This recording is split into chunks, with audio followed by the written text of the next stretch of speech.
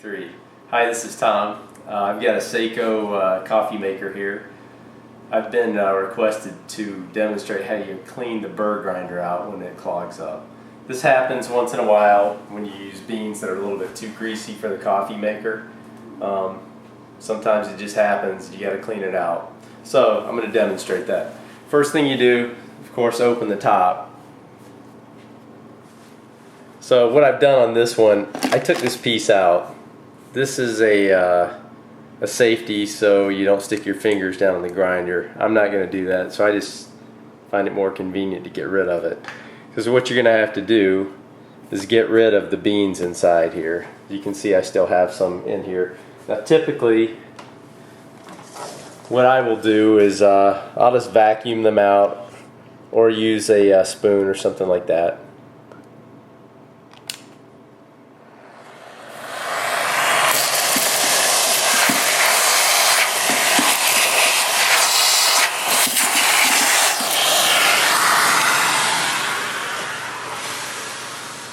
Okay, so I vacuumed the beans that I could see out. Next thing you do is just take these 3 screws out the top. Try not to drop them down inside. If you do, you can always retrieve them at this point. So take the screws out. When you put them back in, try not to over tighten them. They really don't need to be that tight.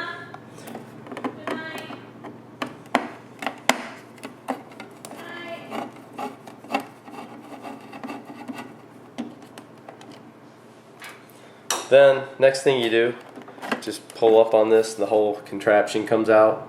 Try not to move these, or if you do, we'll have to take care that they're in the right position when you put them back in. So set that aside. Next thing you want to do is look down inside here. So basically this is what your grinder looks like. It's pretty easy to get apart. Now take note, there is a little orange dot right here on the grinder. Now when you turn the knob, basically this one right here, it acts on this wheel right here. So this just indexes the grinder, and I'm going to try to move it with my hand if I can, and you can see it's pretty hard to do, but this just moves the grinder around. Alright, so what we're going to do is we're going to pull this little rubber cup out. Don't need that.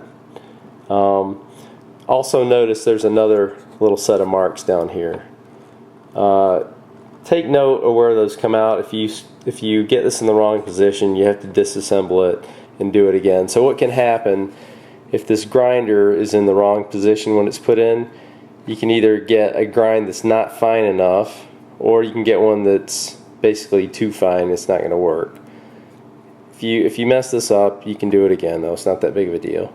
So now I'm just going to index this wheel so I can lift the grinder out. Now actually it's already in the right spot. Hang on one second. So what I'm going to do here, and I'll try to keep my hands out of the camera's way, I'm going to turn this wheel this way. And what this is doing is actually lifting the grinder, and then I'm just going to pull it. Sometimes it gets kind of stuck in here, but you can kind of work it out. There's like this little arm over here. You can kind of gently nudge it out of the way, but you can pick the grinder up. And notice there are 3 little tabs 120 degrees apart. Those fit down in these 3 gaps. And there's one here that you can see, and there's one here you can see. There's one you probably can't see over here, but there are 3 places this fits in. So if yours is ground up instead of being powdery, or if it's clogged up, it's going to be kind of all gummed up in here. So this is where you basically just vacuum it out. So I'm going to do that. This one's going to be a little bit easier because, like I said, this is dry.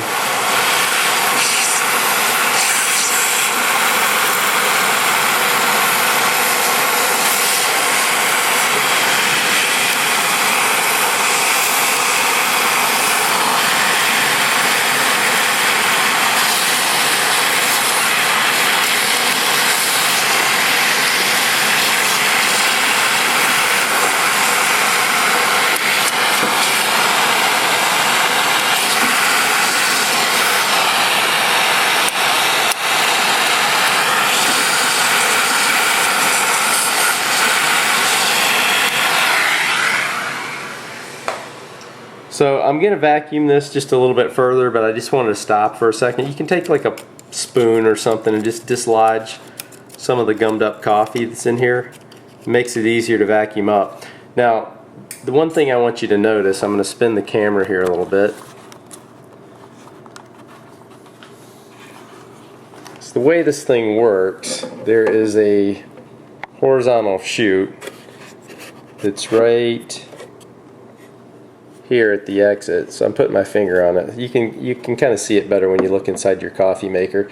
So what happens is kind of the centrifugal force, or lack of, makes the coffee spin around here, if you can see this with a spoon, and then it flings it out the chute.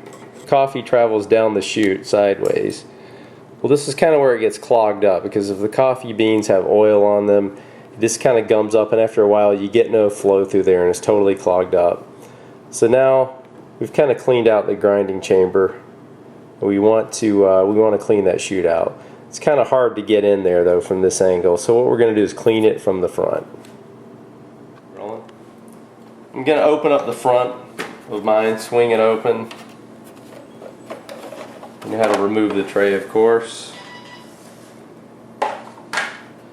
Going to pull out the brew group, or whatever they call it. So the next thing is going to be a little bit difficult to see, but I'm going to see if I can get up in here. It's kind of dark. There is a little tiny door up under here, and you can just you can grab this with your finger. I'm trying to remember which way it goes.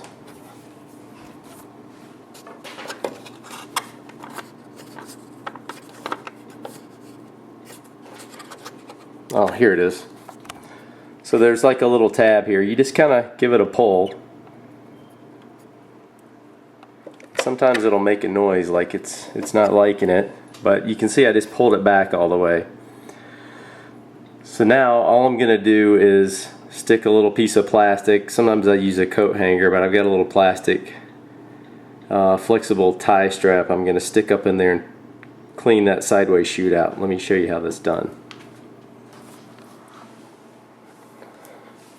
So I'm going to take this thing.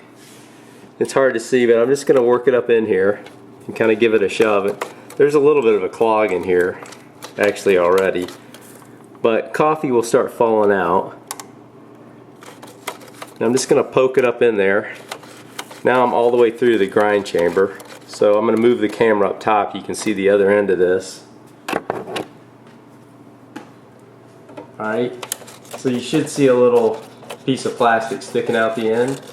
So you can just use this and kind of work it back and forth, and it'll unclog that chamber. And sometimes I use this other end because it's got like a little bump on it. You can kind of pull the coffee down.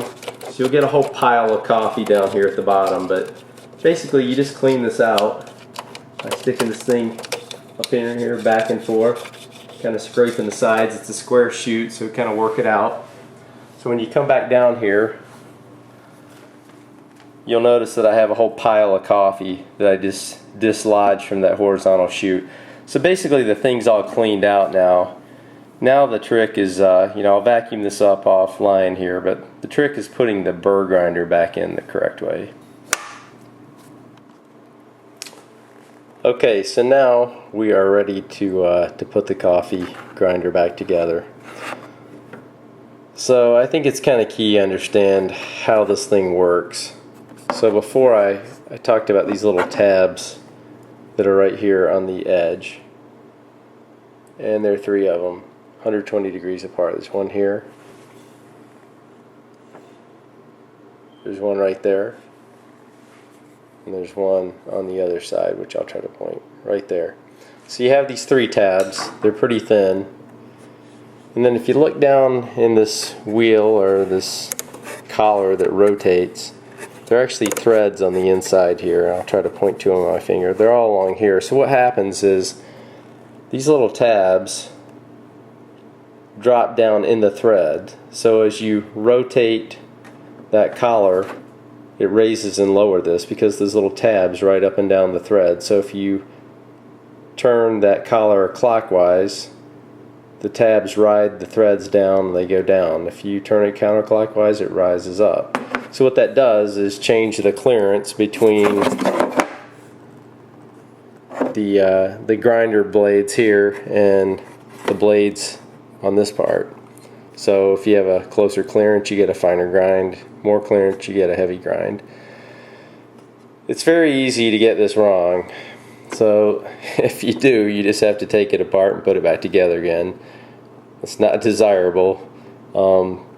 Keep in mind, I'm not a factory trained technician and I don't know how they put this together originally. However, I'll tell you what I think, which is kind of odd, but as you rotate this around, you'll see that there will be little openings in the thread, and they're very hard to see with this camera view here. But you know, if you can see, there's like the thread ends right there, and there's like a little gap. So what that means is that tab can fall down in there. So I'm going to rotate this just a little bit more, and one more notch. It's kind of detented. So now you can see that that tab can drop right in here, and as I rotate it, this thread's going to pick it up, and it's going to lower the burr grinder. So from the best I can tell, for some reason or not, I think it's set up so these dots need to be opposite. So there's like an orange paint dot.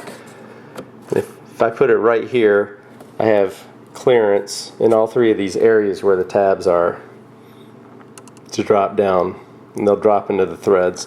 So I'm going to take the burr grinder. It's got an orange dot on it, and I'm actually going to line it up opposite. Sounds crazy, but that's what I'm going to do. It seems from memory that works better. So I kind of push this down in here, I seat it. Now as I rotate that wheel, that little tab's going to be covered by a thread. And I'll try to do this and hold the camera at the same time, but see if I can manage to do this. I don't know if I can or not. Yeah, so you can see how that thread covers up the tab, and now the burr grinder's down in there. As I rotate it, it's dropping it down. Now also notice that there are teeth on this collar, and they don't go all the way around. So they start from about here, and they come all the way to about here, and they end. So those teeth interface with this gear on the bottom side. So realize this thing has got, you know, a 0 setting and an 18 setting on here. So if you think about it, when that's at 18 for the biggest grind, this collar's got to be all the way back out here. So that gear goes straight down in here, so the teeth will pick up. If I were to rotate it further, like over here, the teeth may not engage on that little gear. They'll just be freewheeling here and not pick it up. So I know I've got to be somewhere in this range where that will pick up the teeth when I rotate it. And as I rotate it to a smaller grind, it's going to twist this, you know, clockwise like that. And it's going to lower the grinder, making the grind finer. So I'm just going to set this up kind of on the edge of its adjustment over here in the large grind size. I'll set my knob at 18. Now also realize there's another sliding mechanism over here. This controls the amount of coffee that's ground. So also notice that, you know, there's like a little setting over here with a plus, minus, and one in the middle that says it's about medium amount of coffee. So I didn't really touch that. I'm just going to leave it where it is, but you can play with this too. You know, you can kind of see what the free travel is. Let's see if I can move this. Actually, it's not quite so easy to move right now. I'm just going to leave it alone, actually. You can move this, though. I've done it before. So we're basically ready to put this back together. Don't forget this little rubber boot. And it's basically got little slots in it that will be obvious how they line up. You just kind of shove it down in here. Let's see if I can do it one-handed. Yep. So I've got it back in. I think I've got the grinder set right. If I don't, guess what? I'll have to take this apart tomorrow and redo it. But it is something you can play with, and it's way better than sending this thing back to the factory to get it cleaned out. Okay, so I'm just going to take this, I'm going to drop this hopper back down in. Now remember, I set that wheel so I should be on like the 18 grind, so I'm going to move this way over. And then I'm just going to kind of push this down in. And I'd like to make sure it kind of works. Now it's not screwed into place, so it really kind of needs to be held down, but I'm going to twist this. I can hear the wheel indexing, right? It goes from 0 to 18. It feels like I've got it right. Now the truth is going to be when I grind the coffee. When you grind the coffee and make it, if it's weak and then you pull the dregs out, is what I think they call them, but if you look at the coffee pucks and the coffee looks really coarse, that means you need to lower the burr grinder a little bit, which means you need to rotate that collar another 60 degrees before you drop the burr grinder down in there. There could be some trial and error, especially if it's your first time, don't worry about it. So I'm just going to put the screws back together and run this and make sure it looks like it works okay. Okay, so here goes the test. I'm going to brew a cup of coffee and see what happens. I'll check the puck of coffee in the dregs bin to see what I think of the grind. Now, I'm not going to fill the whole hopper with coffee because I know that there is a possibility I might have to take this back out. I'm going to go ahead and twist this down to some level I think is reasonable for this bean. I'll put it on 12 right now.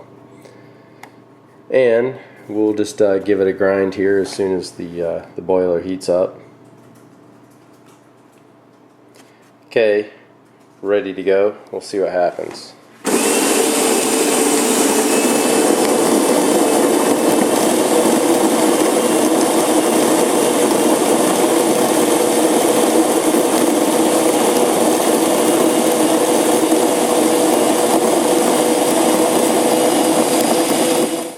So one thing I forgot about, when you first fill this up, that horizontal chute is totally empty.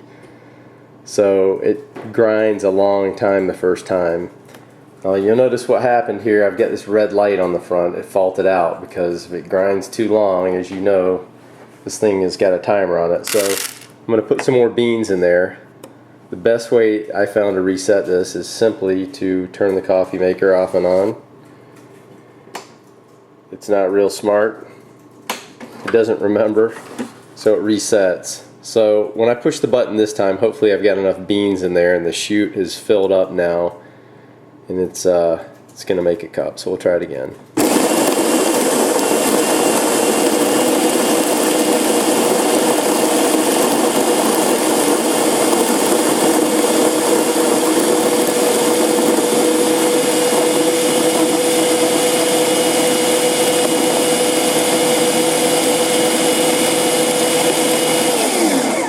Now, I purposely let that fault out again because I did not put enough beans in. So, I shut it off, put a few more beans in, but remember I don't want to overfill this in case I have to take it apart again. So here we go. It faulted out twice now because it's still kind of priming that horizontal chute.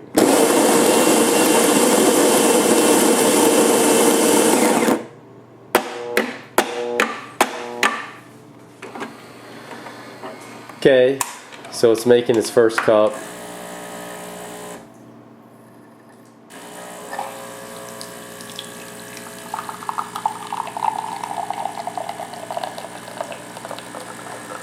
Now keep in mind, the next time I make a cup, it's going to grind a lot faster because the system's kind of full of powdered coffee right now, or ground coffee.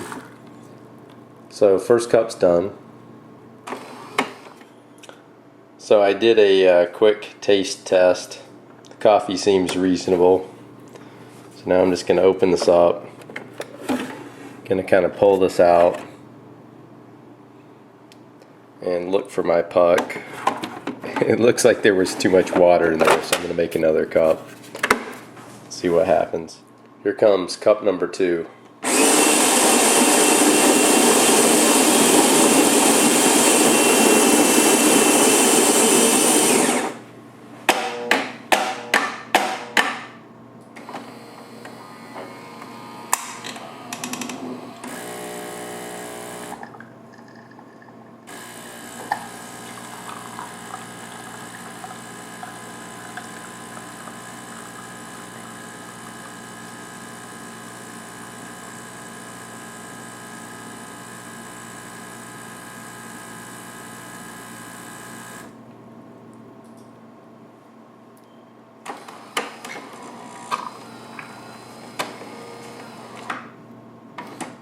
Okay, so now we're going to sample the coffee and check the drag spin again.